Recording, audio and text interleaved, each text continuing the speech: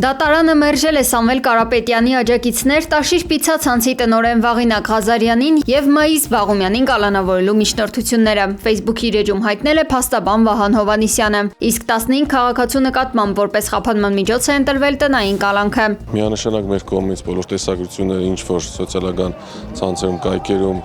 առկա են, ներկայացվել են, բոլոր դատավորների, այսպես ասած, ասեղան են նաև այդ տեսագրությունները, ըստ որոնց որևիցե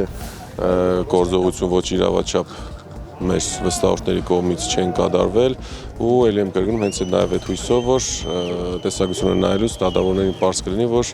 չկա նման բովանդակ առարկադարած անձինք։ Ապրիլի 17-ին հակակոռուպցիոն դատարանի մոտից ոստիկանները բերման էին ենթարկել Ուժեղ Հայաստան կուսակցության առաջնորդ Սամվել Կարապետյանի 17 աջակիցների։ Վաղինակ Ղազարյանը մեղադրվում էր խուլիգանության, իսկ Մայիս Բաղումյանը ոստիկանին դիմադրելու և խուլիգանության համար։ Ուժեղ Հայաստանը տեղի ունեցողը որակել է որպես քաղաքական հետապնդում և իշխանությունների խուճապի դրսևորում։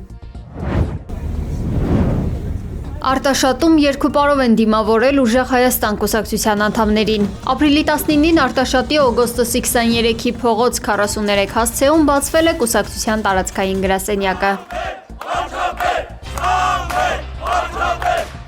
Գրասենյակի պաշտոնական բացումից հետո կուսակցության անդամները բացմանը եկած արտաշատցիների հետ քայլերթ են կազմակերպել, Արտաշատի փողոցներով, շփվել քաղաքի բնակիչների հետ։ Իր ելույթում կուսակցության քաղխորհրդի անդամ Նարեկ Կարապետյանը նշել է, որ հենց Արարատի մարզում վերջին 8 տարում աճել են հանցագործությունները, իսկ տնտեսությունը գրանցել հետաճ։ 35%-ով կրճատվել է ցանկատարածությունները, բոլոր համարյա ցանկատարածությունները բացի Խաղողից եւ Ծիրանից։ Երկու անգամ Ցորենի ցանկատարածությունները 8 տարում կրճատվել են։ Առևտուրը 22 եւ 24 թվի համեմատ իջել է։ Մարզը թուլանում է։ Մարզում 9000 հեկտար ջրի պակասի պատճառով, մթերման պակասի պատճառով չի ցանվում։ Այգի չկա։ Մենք փոփոխությունը բերում ենք մարզի համար, որպիսի մարզում չլինի գետ 1 հեկտար, Հայաստանի ամենաբերի մարզում Արմավիրն ու Արարատը, մեր Արարատյան ընդհանուր հովիտը ամենաբերի հատվածն է, չլինի մի մետր, որ բերք չտա, որ չկերակրի ամբողջ տարածաշրջանը։ Թեհրանը ներկայումս չունի Վաշինգտոնի հետ ապագա բանակցություններին մասնակցելու ծրագրեր, այս մասին հայտնել է Իրանի պետական հեռուստատեսությունը։ Մինչ Դոնալդ Թրամփը պատրաստվում է բանակցությունների ու ընտրում թե ով է մասնակցելու, Իրանն այսպիսի կտրուկ հայտարարությամբ է հանդես գալիս։ Ապրիլի 19-ի երեկոյան ԱՄՆ նախագահ հայտարարել էր, թե իր պատվիրակությունը փոխնախագահ Ջեյդի Վենսի գլխավորությամբ կմեկնի Իսլամաբադ, վերսկսելու Իրանի հետ ձախողված բանակցությունները։ Ի դեպ, մինչ բանակցությունների մասին խոսել է Թրամփը ուղղակի դիմել էր Իրանի վերնախավին և կարելի ասել հրամայել դուրս բերել երկրից հարստացված ուրանը, ինչպես նաև հրաժարվել միջուկային ծրագրից։ Սա բարկացրել էր Իսլամական Հանրապետության իշխանությանը ու կարծես թե վերացրել բանակցություններ վարելու ցանկությունը։ Արգենտինայի նախագահ Խավիեր Միլեյը Երուսաղեմում Իսրայելի վարչապետ Բենյամին Նեթանյահուի հետ համատեղ ասուլիսում հայտարարել է, որ Բուենոս Այրեսը լիակատար աջակցություն է հայտնում ԱՄՆ-ին և Իսրայելին Իրանի դեմ հակամարտությունում։ Մեջբերում մենք մեր անսասան աջակցությունն ենք հայտնում Միացյալ Նահանգներին և Իսրայելին ահաբեկչության և իրանական ռեժիմի դեմ նրանց պատերազմում։ Մեջբերման ավարտը։ Երկու երկրների առաջնորդները ստորագրել են համաձայնագիր, որի պաշտոնական անվանումն է Իսահակի համաձայնագիր։ Այն դիվանագիտական, տնտեսական և անվտանգության փաստաթղթերի շարք է, որը վերահաստատում է երկու երկրների բարեկամական հարաբերությունները։ Բենյամին Նեթանյահուն և Խավիեր Միլեյը այս փաստաթուղթը ստեղծել են ոգեշնչվելով 2020 թվականի Աբրահամի համաձայնագրերից։ Իսրայելի վարչապետ Բենյամին Նեթանյահուն հայտարարել է, որ Իրանի հետ պատերազմը չի ավարտվել և շուտով հնարավոր են նոր իրադարձություններ։ Չնայած ԱՄՆ նախագահ հայտարարել էր ապրիլի 20-ին սպասվող բանակցությունների և խաղաղությամբ իրենց իսկ սկսած պատերազմը ավարտելու մասին, Նեթանյահուն հակառակ քայլեր է անում ու պնդում, թե ավելի մեծ հարվածներ են պատրաստում Իսլամական Հանրապետության համար։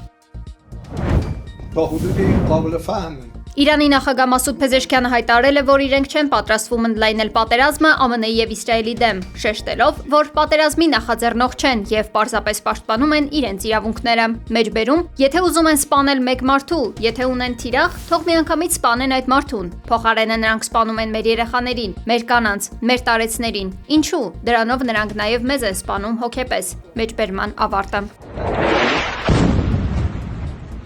Փեզեշքյանի խոսքով Իրանը ձգտում է խաղաղության, սակայն դա չի խանգարի իրենց արժանի հակահարված հասցնել թե Իսրայելին, թե ԱՄՆ-ին։ Մինչ այդ ճակերտավոր խաղաղություն հաստատող Դոնալդ Թրամփը հայտարարել է, որ եթե համաձայնություն չլինի, ռազմական գործողությունները կարող են վերսկսվել։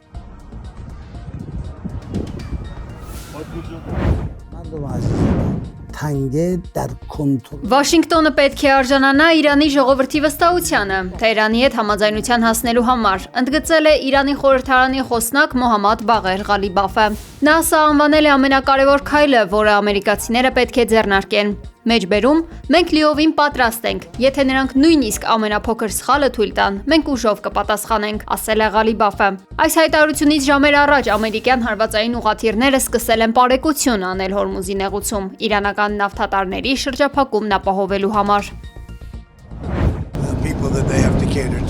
ԱՄՆ նախագահ Դոնալդ Թրամփը գովաբանել է Իսրայելին եւ ասել, թե Իսրայելը ցուցաբերել է քաջություն Իրանի հետ հակամարտության ժամանակ եւ ապացուցել, որ կարող է լինել Միացյալ Նահանգների իսկական դաշնակիցը՝ ի տարբերություն այլ երկրների։ Հավանաբար Թրամփը այս կերպ արտահայտել է իր բարկությունը այն երկրների նկատմամբ, որոնք չարդարացրին իր սպասելիքները։ Իրանի դեմ պատերազմ սկսելու պահին Թրամփը հավանաբար սպասում էր, թե աշխարհը հիմա կկանգնի իր կողքին, բայց արի ու տես, որ այս երկրների համար առավել կարևոր եւ բարձր է մարդկային կյանքը, քան թե փողն ու նավթը։ Ավելին, ԱՄՆ նախագահի ազգային անվտանգության գրասենյակը դատապարտել է Հյուսիսային Կորեայի բալիստիկ հրթիռի վերջին արձակումը, այն անվանելով սադրանք, որը խախտում է ՄԱԿ-ի անվտանգության խորհրդի բանաձևերը։ Անվտանգության գրասենյակը կոչ է արել Փահենյանին անհապաղ դադարեցնել նման գործողությունները։ Փաստորեն ԱՄՆ-ն գիտի, որ ՄԱԿ-ը ունի անվտանգության խորհուրդ, առավել եւս մշակված բանաձևեր, որոնք խախտել չի կարելի։ Իսկ երբ ինքն է հրթիռներ արձակում Իրանի խաղաղ բնակչության, առավել եւս երեխաների վրա, այդ բանաձևերը կարծես դառնում են թափանցիկ։